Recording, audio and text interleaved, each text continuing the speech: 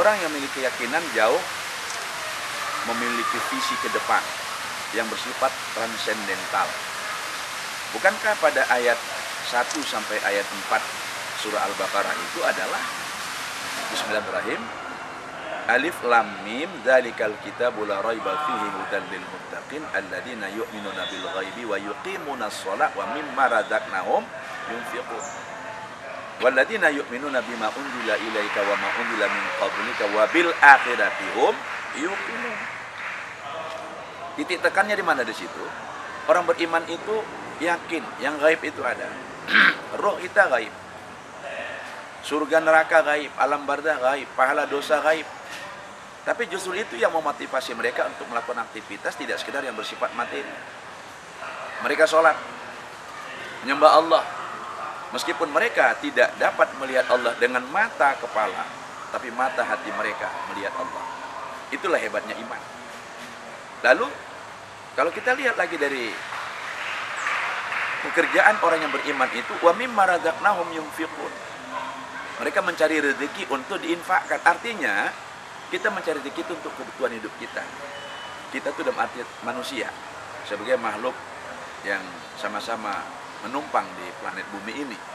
Kalau cukup keperluan kita, berikanlah kepada yang memerlukan, karena mereka mungkin tidak memperoleh apa yang dibutuhkan karena faktor tidak dapat itu karena nggak mampu bekerja, tidak ada lahan pekerjaan, tidak ada modal, mereka miskin karena dimiskinkan. Lalu kita yang memang punya rezeki lebih, kita berikan pada mereka.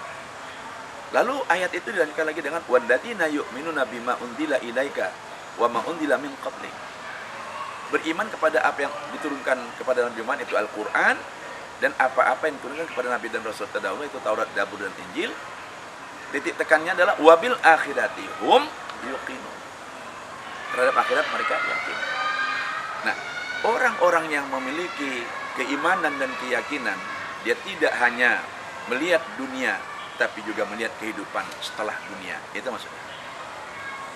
Hidup dunia ini adalah kehidupan yang sebentar.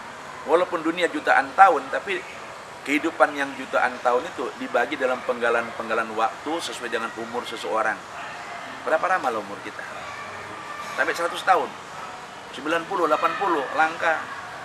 Itulah kesempatan hidup. Tapi akhirat, kekal.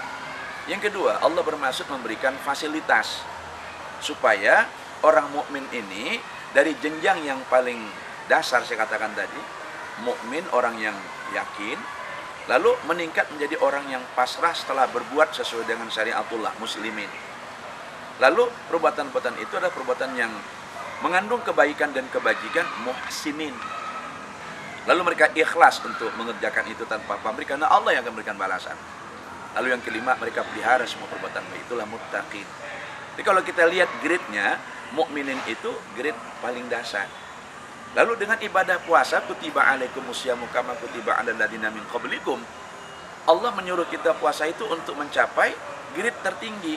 Ada 3 digit yang dilampaui. Inilah pendidikan yang luar biasa dari Allah selama sebulan untuk orang-orang yang beriman mencapai level tertinggi la'allakum tattaqun. Lalu apa hubungannya dengan ekonomi? Kalau kita lihat, ibadah puasa itu adalah ibadah yang mengendalikan hawa nafsu. Lantas formal yang kita lihat, orang tidak makan, tidak minum, tidak merokok siang hari. Dari segi ekonomi, budget tentu berkurang. Tapi kenapa di bulan Ramadan itu kita mendengarkan, bukan laporan ya, tapi celoteh ibu-ibu bahwa mereka menghabiskan biaya lebih besar daripada bulan biasa. Di mana masalahnya? 1, mereka berpuasa, tetapi ketika berbuka terjadi pemborosan.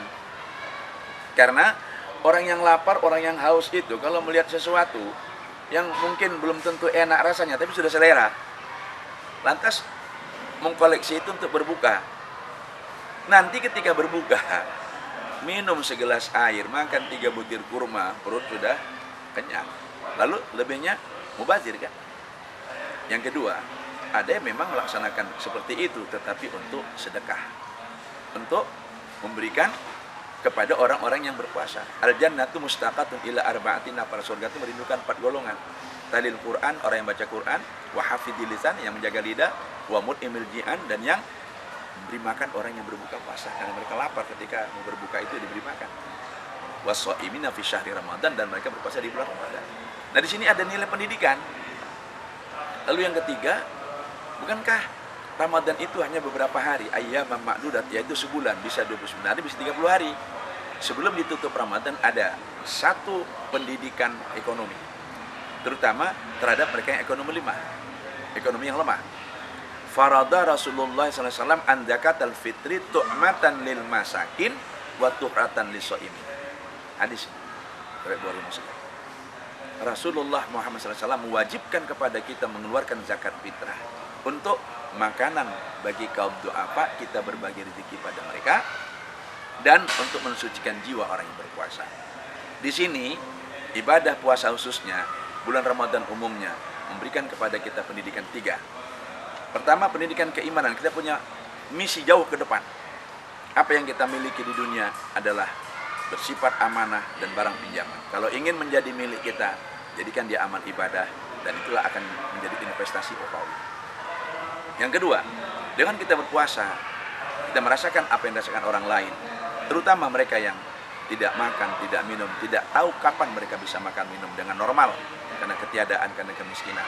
Lalu di situ kita berbagi kepada mereka, ya, berbagi kepada mereka, tapi pada momen tertentu saat berbuka.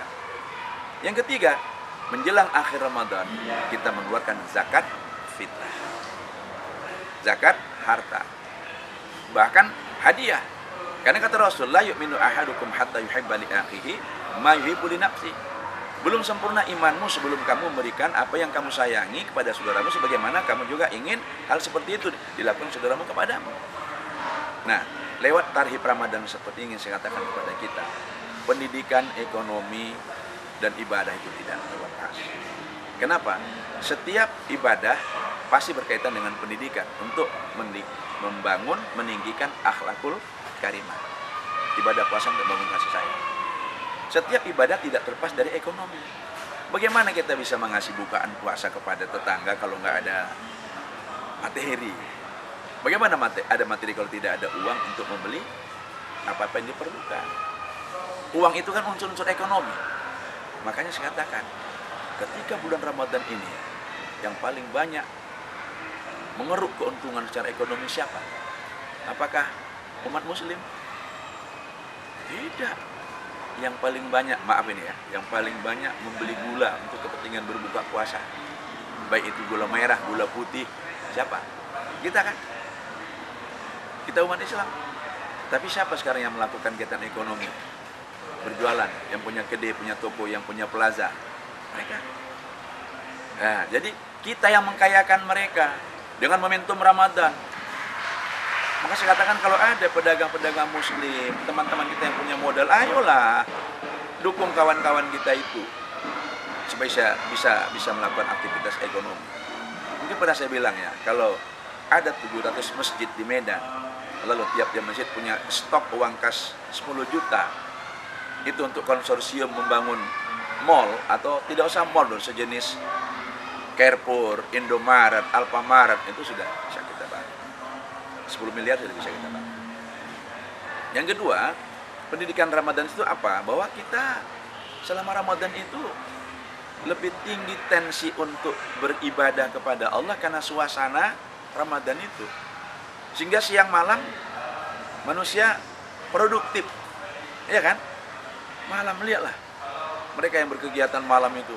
Justru mulai, kalau saya tidak salah menyimak, itu restoran-restoran yang islami, restoran orang Islam, itu siang tidak melayani masyarakat untuk makan minum, karena makan minum di bulan Ramadan siang hari haram, kecuali orang yang sakit, musafir, dan tidak berpuasa karena uzur dan hamil. Lalu mereka buka jam 5 sampai jam 5 pagi lagi untuk orang yang makan sahur. Jadi nilai ekonominya 24 jam. Siapa yang tidak gembira menyambut Ramadan? Tapi sebagai penutup, gembira orang beriman, gembira orang berduit, gembira orang berilmu, gembira orang berkarya, gembira orang berpolitik beda-beda. Ada sedikit lagi ya. Gembiranya orang yang beriman, mereka gembira karena akan bisa melakukan amal ibadah dengan kualitas maksimal. Itulah tadi yang kita katakan ibadah puasa yang hanya sekali setahun tapi dapat mengantarkan kita ke level tertinggi manusia yang bertakwa. Gembiranya orang berduit apa? Kalau dia berduit tapi tidak beriman, poya-poya dia. Dia buat segala macam yang dia suka. Tapi kalau dia berduit, beruang dan beriman, dia bantu fakir, miskin, kaum du'afa, dia bantu kegiatan sosial, dia dirikan sekolah, madrasah. Gembiranya orang berilmu, nih sekolah Safiatul ini kegembiraan orang berilmu. Buya Dr. Anus Haji Sopendas AKMM membuat orang berilmu gembira di sini. Ribuan sini santri ya, ribuan santri di sini, ratusan guru bertugas di sini. Mereka dengan gembira memberikan ilmunya, anak-anak belajar bergembira di sini. Subhanallah. Lalu gembiranya orang politik apa? Kalau mencapai apa tujuan politik mereka, yaitu untuk bisa duduk dalam jabatan tertentu. Ya syukurlah kalau jabatan dan kedudukan itu digunakan untuk amal soleh, yaitu banyak berbuat kebaikan dan kebajikan untuk umat. Khairun nasu anfa'um linnas. Orang terbaik yang banyak amal ibadahnya untuk orang lain yang bermanfaat. Lalu gembiranya orang yang beriman sudah, berilmu sudah, beruang sudah, berpolitik sudah, apalagi gembiranya orang yang berkarya bila karyanya itu bisa dinikmati orang lain. Ini karya Umiyati Sepentas ini, ribuan spesies bunga ya, tempat saya duduk ini pendidikan pembelajaran alami dan tidak mudah untuk mengadakan ini.